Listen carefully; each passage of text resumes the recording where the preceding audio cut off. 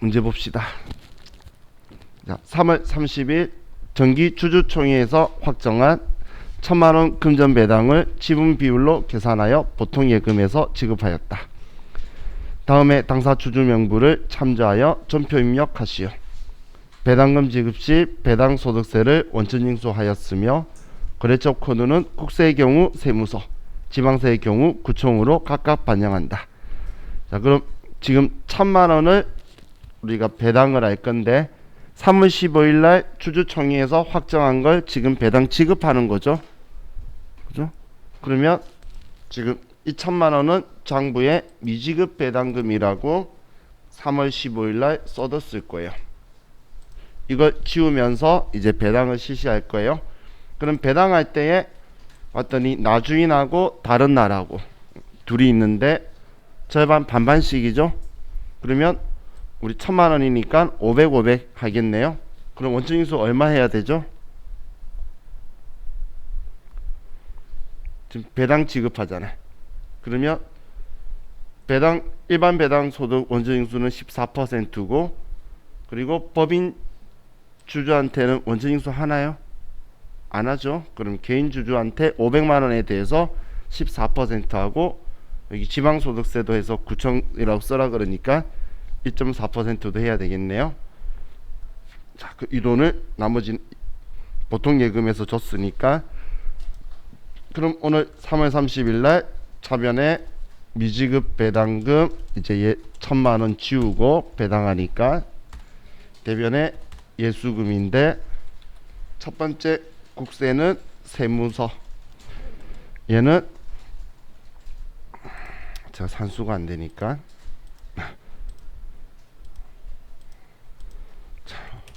500만원에 14% 하면 70만원이네. 그죠? 그러면 얘는 70만원이고 또 예수금 지방은 9천, 얘는 뭐 10%니까 7만원이겠지. 그럼 나머지는 보통예금에서 지급했다. 이렇게 써주면 되겠죠.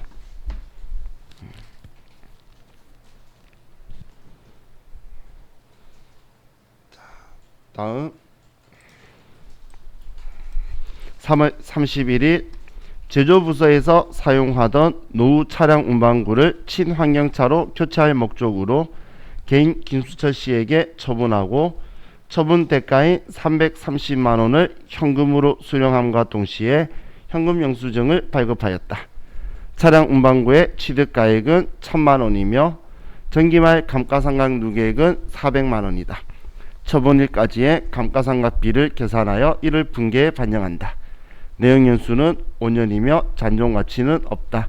정해법을 사용하며 월할 계산하며 원단위 미만은 반올림한다. 반드시 하나의 전표로 처리한다. 자, 처분일까지 감가상각비를 계산하라고 적혀있네요.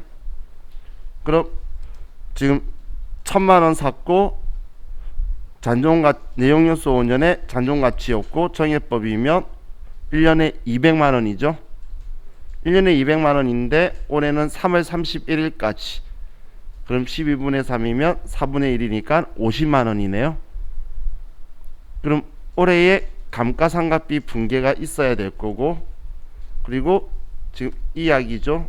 지금 분계가 차변에 감가상각비 분계가 50만원이 들어가 있고 대변에 감가상각 누계에 차량 운반국거가 50만원이 분계에 들어가 있는 상황에서 그럼 이제 우리 처분하게 되면 취득원가 지우고 감가상각 누계액 지울 건데 그때 그럼 감가상각 누계액 얼마 지워야 되죠? 450 지워야겠죠? 지금 전기말까지 400인데 지금 내가 50만원 회계처리 넣으면 450 될 거잖아. 그럼 450을 지워야 되겠죠? 그리고 나머지는 이 돈 받았다. 그리고 이제 처리하면 되겠네요. 자, 그럼 매입 매출 전표 입력으로 가서 오늘 날짜 3월 31일 날 현금 영수증 발급했고 과세 거래니까 22번 현금 과세고 차량 운반구 팔고 330만원 쓰면 분리되고, 거래처는 김수철씨, 분계는 호남. 자, 먼저 감가상각 분계부터 해버릴게요. 차변에 500번대 감가상각비가 방금 50만원이었죠. 50만원. 대변에 차량 운반구의 감가상각 누계액이 50만원. 하나의 전표에 넣을 거면 얘 미리 넣어버리면 되잖아요. 그럼 이제 자동차 처분하는 분계하면 대변에 차량 운반구 취득원가 1000만원, 차변에 차량 운반구의 감가상각 누계액 이제는 450만원이고, 그리고 차변에 우리는 현금 수령과 동시에 현금으로 330만원 받고, 그러니까 위에 250만원 손해라고 떴네요. 차변에 유형자산 처분 손실이 250만원이다. 이렇게 들어오면 되겠죠. 자, 지금 이 분계에서, 자, 이건 꼭 있어야 돼요. 차변에 이거는. 그런데 이 감가상각 누계액과 이 감가상각 누계액은 상계해서 그냥 얘는 없애버리고 얘는 400이라고 써도 문제 없어요. 얘는. 하지만 얘는 없으면 땡, 그죠? 얘는 당연히 아무 문제 없겠죠. 자, 그럼 이제 다음 문제. 자, 4월 10일 회사가 대표이사로부터 차입한 장기 차입금 5천만원을 출자 전환하기로 하고 주식 4만 주를 발행하여 교부하였으며 자본 증자 등기를 마쳤다. 관련 계정별 원장을 참조하여 출자 전환에 대한 전표 입력을 하시오. 단 증자 관련 부대 비용은 없는 것으로 하며 차입금 관련 계정은 임직원 등 장기 차입금으로 하며 거래처 등록은 생략한다. 자, 이번엔 주식에 시가나 이런 건 안 적혀 있죠. 그러면 5천만원, 5억 원치만큼의 가치가 되나 봐요. 그래서 저거하고 서로 상기하기로 했네요. 자, 그럼 우리는 어떻게든 출자를 하게 되면 우리는 주식을 발행하니까 4월 10일에 대변의 자본금, 이건 무조건 주식수 곱하기 액면가. 그럼 4만 주를 액면가 만원, 4억 원이고, 차변에 돈 받아야 되는데 이걸 임직원 등 장기 차입금 처리했다고 하고 거래처 생략하래요. 이 돈이 5억 원인 거죠. 그럼 대변에 주식 발행 초과금이 나올 수 있는데 그래도 모르니까 합계잔의 시산표 4월 10일 날 우리는 자본 아래에 혹시 자본 조정에 주식 할인 발행 차금 있나 보러 갔더니 없네요. 자본 조정에 오히려 주식 발행 초과금만 있으니까 이번에 또 이익 본 거죠. 그래서 대변에 이번에도 주식 발행 초과금이다. 1억 원. 이렇게 쓰면 끝나네요. 간단하죠? 자, 다음 6월 2일날 보유하고 있는 매도가는 증권을 다음과 같은 조건으로 처분하고 대금은 보통 예금에 입금하였다. 전년도 기말평가는 일반 기업 회계 기준에 따라 처리하였다. 자, 취득 1억 5천인데 1억 4,500이 전기 시가니까 500만원 매도가는 증권 평가 손실이라고 했겠네요. 그죠? 그리고 올해 지금 판 게 1억 3,500. 자, 일단 분개하기 전에 그럼 매도가는 증권 처분이익 처분 손실은 얼마 되죠? 1,500만원 손해라고 나오겠죠? 매도가는 증권이니까. 매도가는 증권은 취득원가와 처분가액의 차이가 처분손이 나오는 거잖아. 그죠? 그럼 결론은 꼭 그게 나와야 된다 생각하라는 이유가 혹시 내가 실수하더라도 그거 안 나오면 틀렸다고 알아야지. 그래 다시 뭐가 틀렸는지 찾아볼 거잖아요. 그죠? 자, 그럼 매도하는 증권은 계정 과목은 전기 말에 1억 4,500으로 맞춰뒀을 거고, 그리고 매도하는 증권 평가 손실 500만원 있겠죠. 둘 다 치울게요. 자, 날짜 6월 2일날 대변에 매도하는 증권 장부에 1억 4,500인 거 하고, 대변에 매도하는 증권 평가 손실 500만원이다. 제가 왜 차변 대변 뭐 이런 거 생각 안 하고 바로 대변에다가 500만원 썼을까요? 왜냐면 매도가는 증권은 처분하면 매도가는 증권 취득원가가 대변으로 항상 나와요. 그래서 취득원가보다 크면 얘가 차변에 들어갈 거고, 취득원가보다 작으면 대변 나올 수밖에 없어요. 여기가 1억 5천 돼야 되거든. 그래서 이 금액하고 1억 3,500 차변 받으면 그만큼 손해라고 나오게 되는 거예요. 단순한 원리가 있죠. 그럼 이제 차변에 우리가 이 돈을 보통 예금으로 돈을 받았고 1억 3,500만 원이고, 그래서 매도가능 증권 처분 손실이 1,500만 원이다.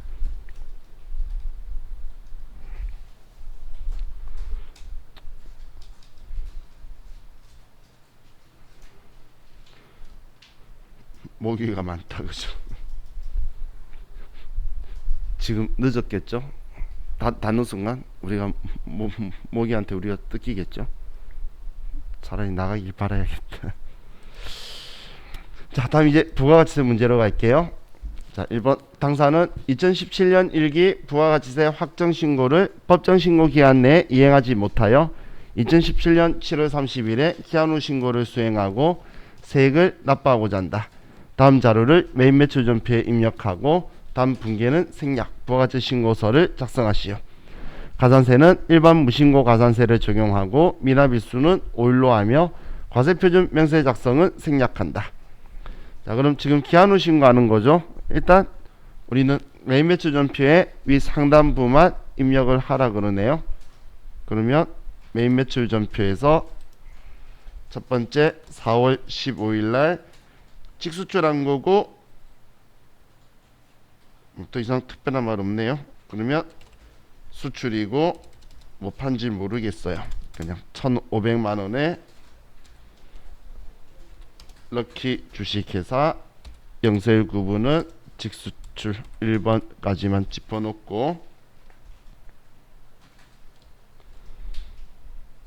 다음 4월 26일 날 매입했고 전자세금 계산서 발급받은 거네요. 그러면 51번 매입과세고 640만 원이고 충남 통상 전자세금 계산서고,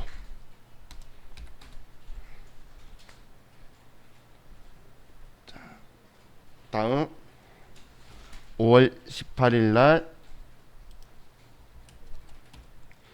매출이고 720만원 종이세금계산서 발급했대요. 11번 세금계산서 발급했으니까 11번 매출과세고 720만원 경기상사 종이니까 띄워넣고, 저 이거 안 까먹게 두 군데 체크해 놓읍시다. 얘 수출이다 얘 체크해 놓고, 나중에 까먹을까봐 얘 종이라고 체크해 놓고,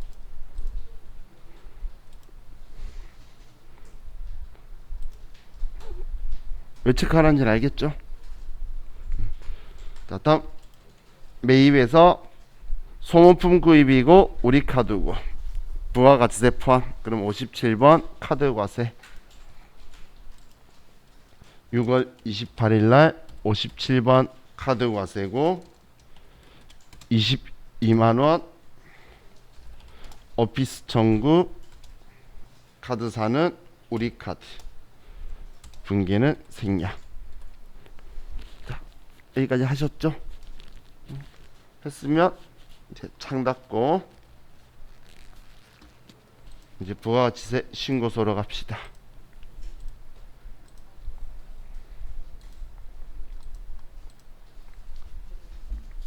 자, 1기 확정이니까 4월부터 6월이고, 자, 우리 기한 후 신고라는 건 지금까지 신고를 한 적이 한 번도 없는 거죠. 신고 기간에 안에서 기간 지나고 신고한다는 거잖아요. 그래서 정기신고서를 내는 거예요. 그러면 기한 후 신고가 제일 쉬운 이유는 누락한 납부세액이 얘거든. 이거 지금 통째로 안 했으니까 얘를 신고 안 한 거죠. 그러면 얘가 누락한 납부세액이죠. 누락한 납부세액 구하는 이유가 우리 국세기본법상 가산세 계산하려고 신고랑 납부. 그죠? 그럼 6만 원이네요. 자, 6만 원을 자, 어디에다 써야 되죠? 여기에다 써야지. 6만 원을. 그죠? 자, 다시 혹시 까먹었을까봐 높아심에. 자, 지금 얘는 예정신고 누락하거나 수정신고 때, 얘는, 그리고 얘는 기한 후 신고 때. 다시 얘는 아래쪽은 예정 누락이나 아니면 수정 신고할 때는 아래 69번, 위쪽은 기한 후 신고 때만. 아시겠죠? 마음대로 들어가고 싶은데 들어가면 안 돼요. 그럼 자, 우리 감면도 한번 가산세율부터 생각해 볼게요. 몇 개 누락한 게 잘한 거, 그래도 그나마 낫죠. 얘는 10%, 얘는 20%, 2배. 그리고 자, 감면은 예정 누락 수정 신고, 이거는 초과 과소환급은 1개월 이내 하면 90%, 3개월 이내 하면 75%. 기억나나요? 6개월 이내 하면 50%. 자, 그럼 무신고는 1개월 이내 하면 50%. 그럼 지금 얘는 며칠이죠? 미납일수가 5일. 그럼 20%인데 가산세가 20%인데 1개월 이내니까 50% 감면이면 그냥 10%죠. 일반적으로 전부 다 1개월 이내 하기 때문에 제가 쉽다는 거예요. 왜냐면 6만 원인 거 알았죠? 그럼 얘는 공 하나만 떼면 되죠. 6천 원. 또 이제 납부불성실은 지금은 그냥 나오죠. 옛날 버전이라서 금액이 안 나와요.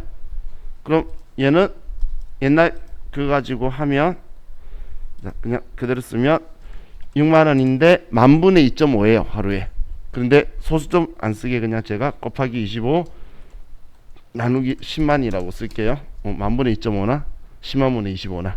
그리고 이건 하루 이자고 곱하기 5일. 그러면 75원이죠. 얘는 75원이다. 지금 우리 답안지들 보면 옛날에 만분의 3이었고 감면율도 다 틀리니까 답안지에 있는 가산세들은 최근 올해 2020년 첫 번째 회차 거 말고 4월달 이후 문제만 봐야 돼요. 2월달 것까지도 19년 회계 기준으로 적혀 있어요. 그 전하고 다 틀려요. 감면율하고. 자, 그럼 이제 영세율 여기 들어온 건 결코 우연이 아니죠. 영세율 있는 거 확인하라는 거잖아요. 그럼 얘는 1,500만 원. 근데 방금 얘도 신고불성실이네. 그럼 얘가 감면받은 대로 똑같이 절반 해야지. 그러면 75,000원을 감면해주면 37,500원. 그리고 종이는 1%니까 720만원 써서 72,000원 나와도 되고, 여기에 써서 1%로 72,000원 바꿔 써줘도 되고, 어떻게든 지금 여기 두 군데 중에 한 군데에 720에 72,000원만 들어가 있으면 다 정답이에요. 자, 이렇게 하고 과세표준 명세 입력은 생략하라 그랬으니까 이대로 저장하면 끝. 더 이상 네.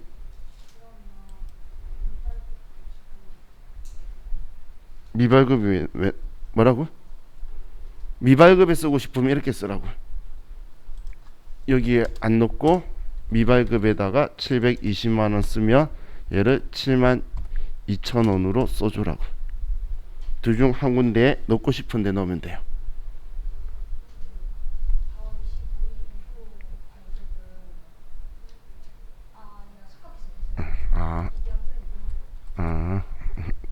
나도 방금 말하는 질문을 이해 못했었어. 무슨 말인지 알겠어. 자,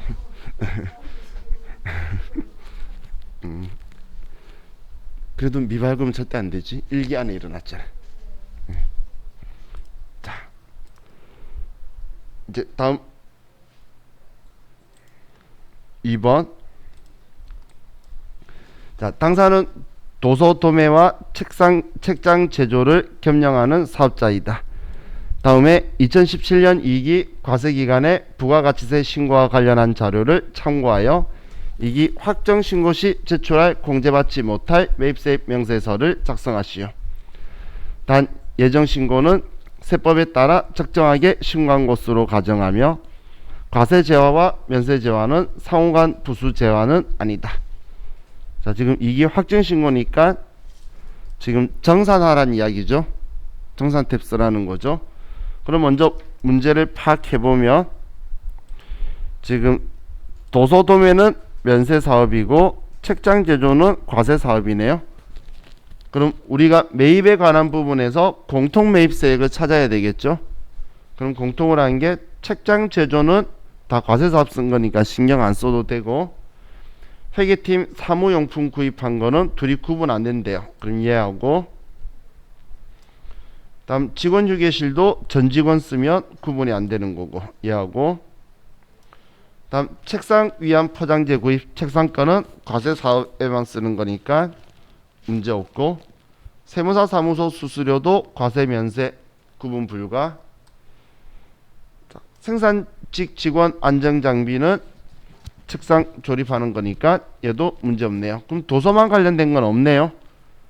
왜냐하면 도서만 관련된 게 있었다면 이익이 확정 거만 가지고 예전 건 했을 거니까 확정 거만 가지고 아예 그냥 불공제 내역에도 써야 됐죠. 그럼 지금 공통으로 쓴 게 지금 보면 공통으로 쓴 게 15만원, 5만원, 그리고 10만원 합치면 30만원이네요. 안 부리니까 과세기간 거래서 예정신고 때 불공제한 거 뺄 거잖아요. 그죠? 그러면 30만원이고, 또 아래 자료 보면 공급가액에 대한 거 면세 비율 나눌 거. 자, 그럼 예정 확정 과세 면세, 그럼 전부 다 합치면 3억 5천 1억 5천이니까 5억이고 과세기간 거에, 그럼 5억 중에서 면세 부분은 1억 5천이다. 그죠? 자, 그럼 이제 정보 알았으니까, 자, 일단 먼저 공제받지 못할 매입세 명세서에 10월부터 12월 정산 가서 공급가액 기준으로 가고, 총공통 매입세액은 방금 30만원이었죠. 총공급가액은 방금 5억이었고 면세는 1억 5천이고, 그래서 9만원이 나왔는데, 이거는 이 9만원은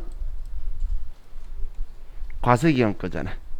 그럼 이제 예정신고 때 불공제 했던 거, 자, 지금 따로 적혀 있는 건 없죠. 그러면 우리 예정신고께 이만큼이니까 여기에서 찾으면 되겠네요. 그럼 예정신고 때 지금 이거네 20만원 20만원인데 예정신고 때 이거였네요. 면세 비율이 25%네. 이해가시나요? 둘이 합치면 0인데 2억 중에 5천이 면세였잖아. 그럼 25%면 20만원에 25%면 5만원 불공제 했겠지. 그죠? 그 계산이 귀찮으면 여기 써도 돼요. 여기 쓰고 지우면 돼. 우리 안분 때 얘 쓴다면. 근데 여기 이거 쓸 땐 조심할 게, 여기 20만원 쓰면 안 되고 200이라고 쓰고, 세액이 20만원이니까. 그럼 이때는 우리 이렇게 했겠죠. 2억 중에 면세가 5천이다. 그래서 5만원 불공제 할 거다. 그럼 이렇게 예정 때 했던 거 5만원 금액 알았으면, 썼으면 제자리에 지우고 정산 와서 여기에 5만원이다 이렇게 써주면 되겠죠. 또 이상 뭐 하라고 한 거 있나요? 없으면 저장하면 끝. 자, 다음 결산 문제로 가서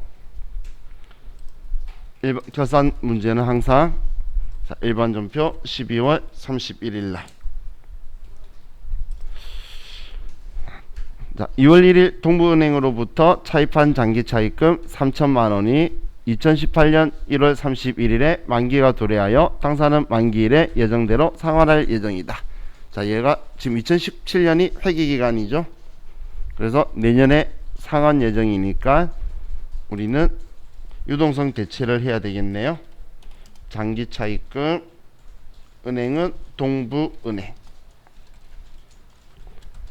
대변에 유동성 장기부채 동부은행.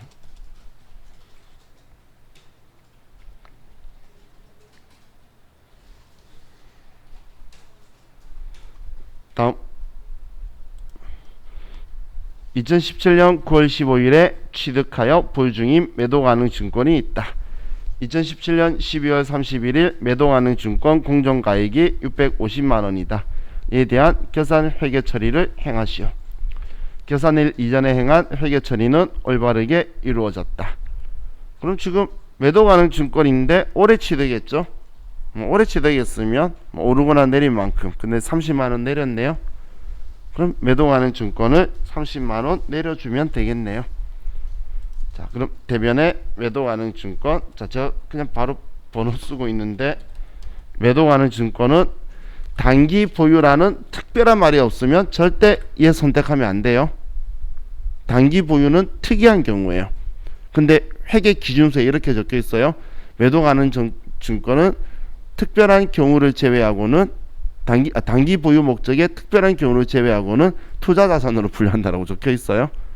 한마디로 아무 말 없거나 모르면 무조건 이거 선택하세요. 매도 가능 증권인데 단기라고 말하지 않은 이상은. 그럼 얘가 금액이 지금 30만 원 내렸고, 차변에 매도 가능 증권 평가 손실이다. 올해 취득했기 때문에 평가이익 상계 이런 거 생각할 필요가 없죠. 근데 올해 게 아니고 올해 이전에 취득했다면 무조건 그걸 생각을 깊이 하셔야 돼요. 그땐 단기 매매 증권이 좋죠. 자, 3번. 종업원에게 사업장 내에서 복리후생 목적으로 제공한 제품 500만 원이 누락된 것이 기말 제품 재고 실사 결과 확인되었다. 자, 그럼 우리는 제품 500만 원이 지금 사용되었으니까 얘 지우기 위해서 대변에 제품 쓸 거고, 얘는 지금 종업원 사무직 직원들 복리후생 목적이니까 우리 800번대 복리후생비로 계정 과목이 대체되었죠. 그래서 타계정 대체도 써주면 되겠네요. 그럼 대변에 제품이 500만원치가 우리는 800번대 복리후생비로 대체되었다. 이렇게 써주면 되겠죠. 자, 다음 4번. 퇴직급여 충당부채 설정 내역은 다음과 같다. 다만 생산직과 일반 사무직에는 확정급여형 퇴직연금 가입자의 추계액이 1000만원과 550만원이 포함되어 있다. 자, 추계액이 있고 우리 충당부채 잔액이 있네요. 자, 지금 얘 무슨 의미죠?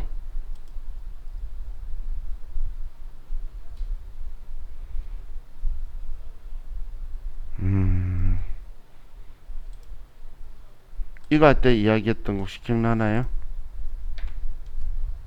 여기 있을 때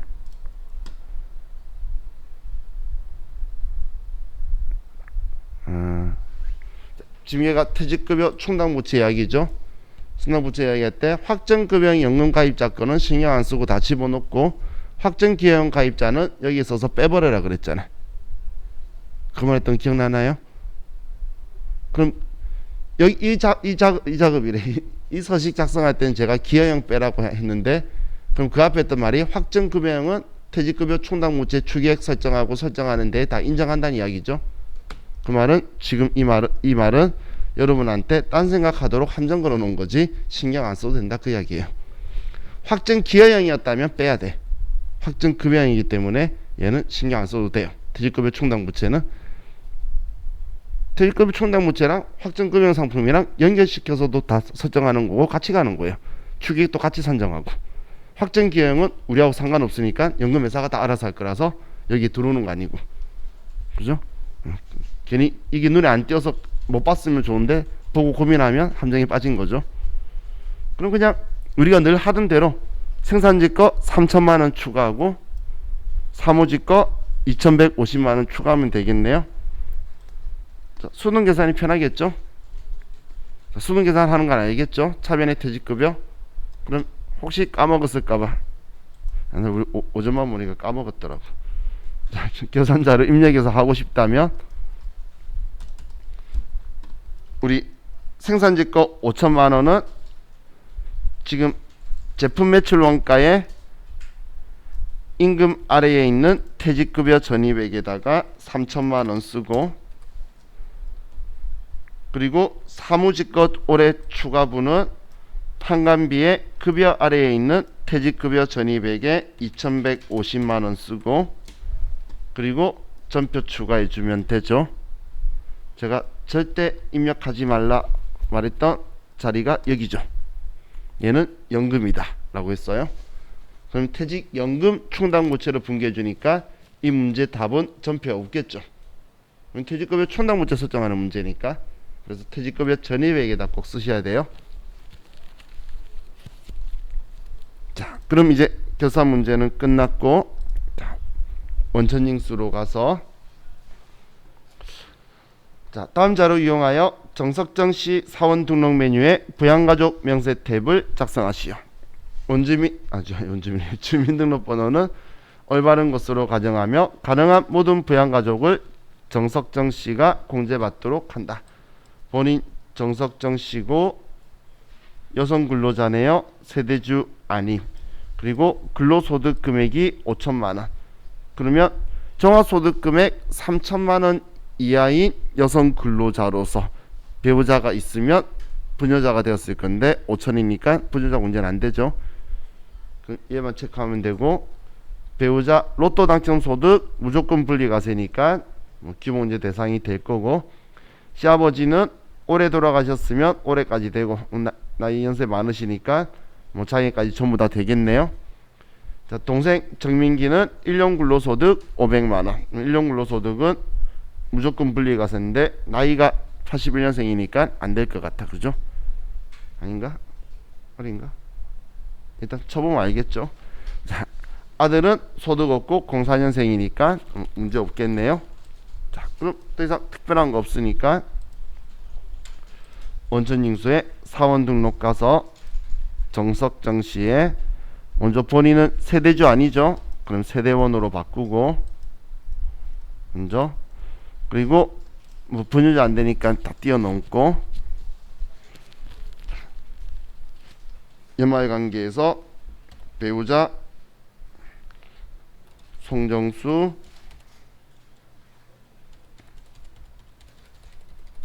자, 배우자는 특별한 문제 없었고, 시아버지 배우자의 직계존소 송경철,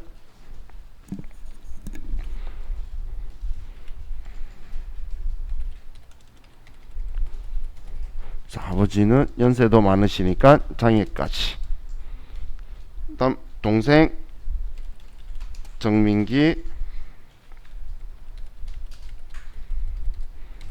동생 나이 때문에 안 되겠네요. 아들 송문기,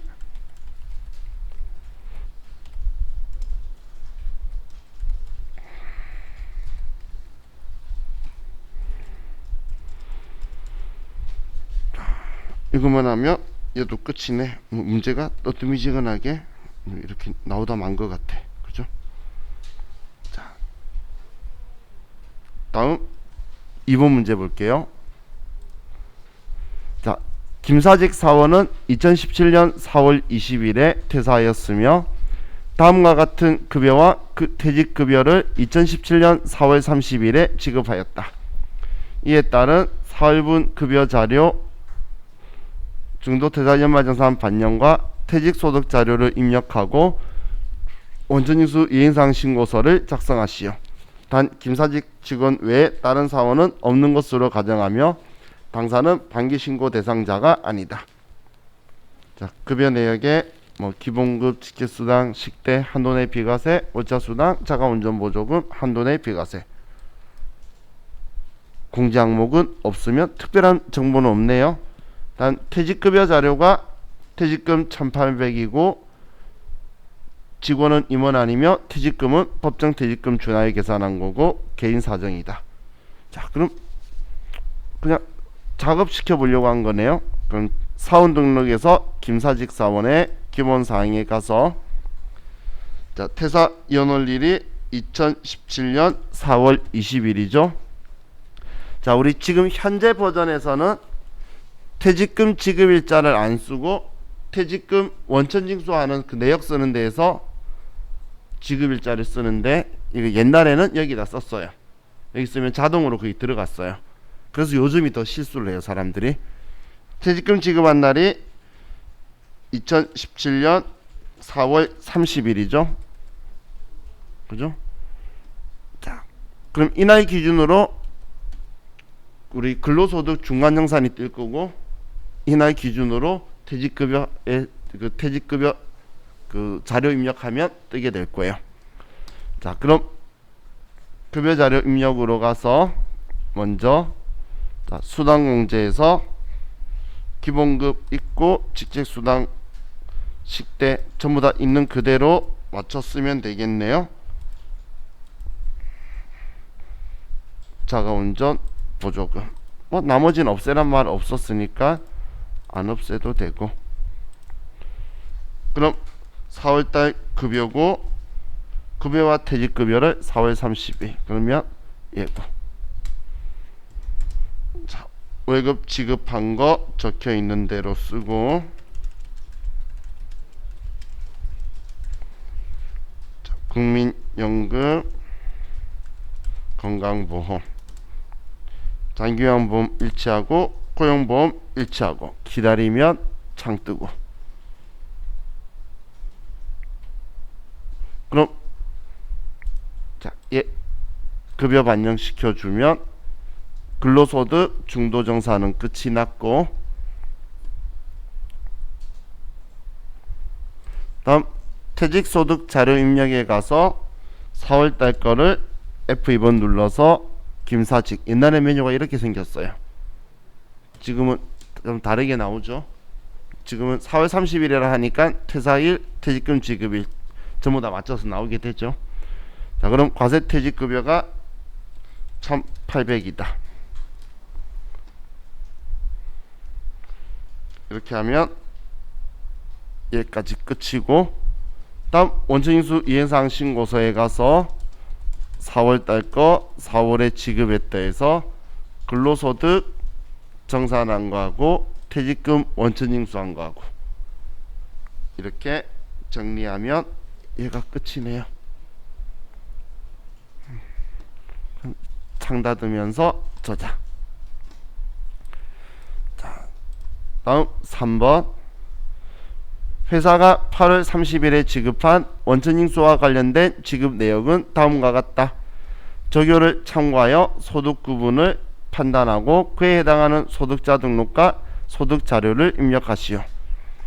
소득자는 소득세법상 거주자이며 주소 입력은 생략하며 귀속월은 8월이며 지급일은 8월 30일이다.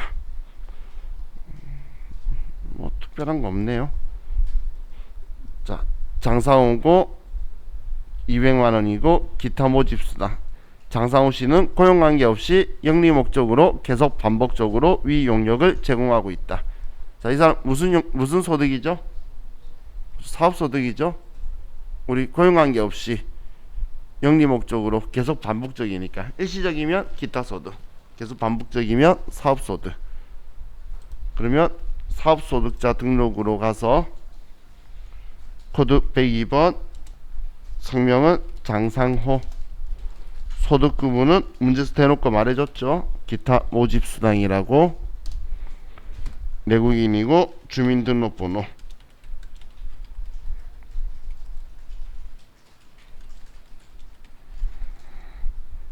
자, 더 이상 있나요? 정보 없으니까 자, 얘는 끝났고 그럼 우리 이자 사업소득 자료 입력에 가서 지급 8월 30일이고 장상호 씨 2017년 8월 30일 날 200만 원 지급했다. 자, 이렇게까지만 하고 창 닫으면 원천인수 문제 끝났죠. 그죠?